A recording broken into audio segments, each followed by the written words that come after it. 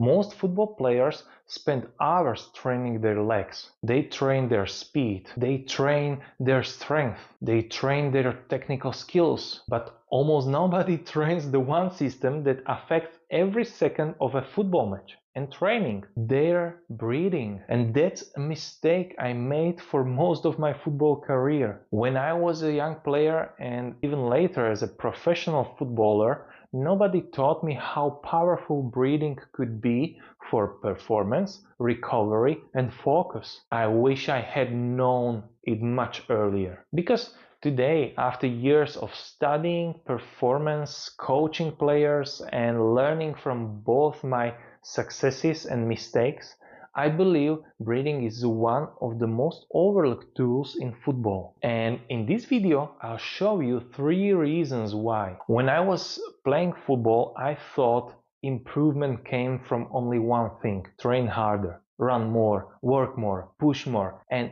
don't get me wrong, hard work matters. But what I didn't understand was that football performance isn't built only by your muscles. It's also built by your nervous system, your recovery, your ability to stay focused, and your ability to keep performing when everyone else is getting tired. That's where breathing comes in. Most players think breathing happens automatically. Most coaches do. And because it happens automatically, they assume they don't need to train it. But just because something is automatic doesn't mean it's optimal. You train your passing, you train your shooting, you train your speed. Why wouldn't you train the system that supports all of them? The better you breathe, the better your body can perform, and the better your body can recover. Better stamina and repeated sprint ability. Let's start with the most obvious one: performance. Football isn't a marathon,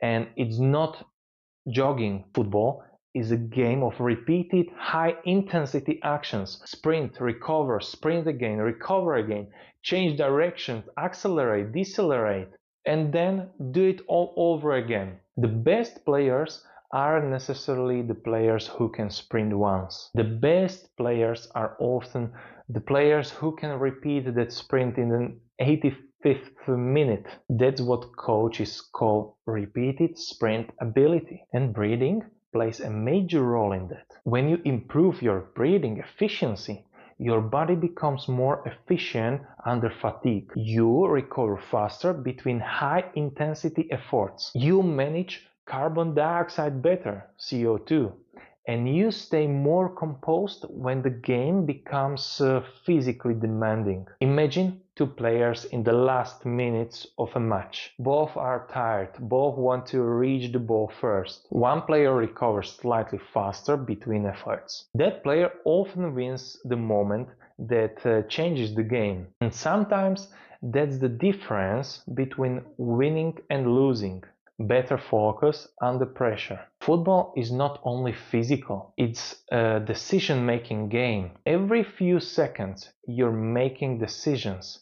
Pass, shoot, press, cover, recover, move, communicate. The quality of those decisions often determines your performance. And now think about what happens when you're stressed. You make a mistake, you miss a chance, you receive a yellow card, you lose possession, your breathing changes immediately. It becomes faster, more chaotic, more shallow. And when that happens, your focus often disappears with it. What many players don't realize is that breathing gives you a tool to reset. You can't always control the situation, but you can control your breathing. And when you learn how to use your breathing correctly, you can regain control much faster. Before a penalty, before a free kick, after a mistake, after a difficult moment in a game. Breathing becomes a tool that helps bring your attention back to the present moment. That's why many elite athletes use breathing strategies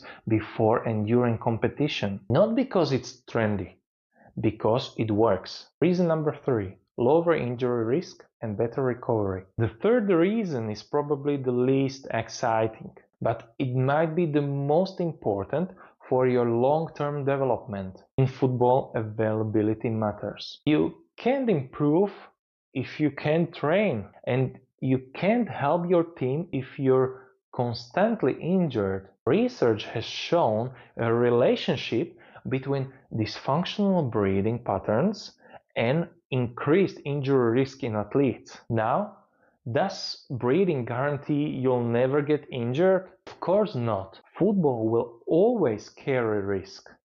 But breathing influences recovery. It influences movement quality. It influences how your body handles stress. And all of those factors matter over a long season. Looking back at my own career, I often wonder how things might have been different if I had understood recovery and breathing much earlier. Maybe I would have made better decisions. Maybe I would have recovered better. Maybe I would have avoided some of the mistakes that eventually shortened my playing career. That's one of the reasons I teach this today, because I don't want young players to learn these lessons the hard way. If you are a football player, start with 3 simple habits. First, try to breathe through your nose during everyday life whenever possible. Second, use simple breathing exercises after training to help your recovery. And third,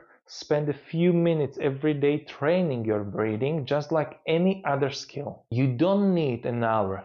You just need consistency. Small habits repeated every day create big results over time. Most players completely waste halftime. They sit down, drink some water, listen to the coach, and wait for the second half. But what if halftime could become one of the most powerful recovery tools during the entire match? In the next video, I'll show you exactly how to use breathing during halftime to recover faster, refocus mentally, and prepare yourself for a stronger second half. I'll see you in the next video.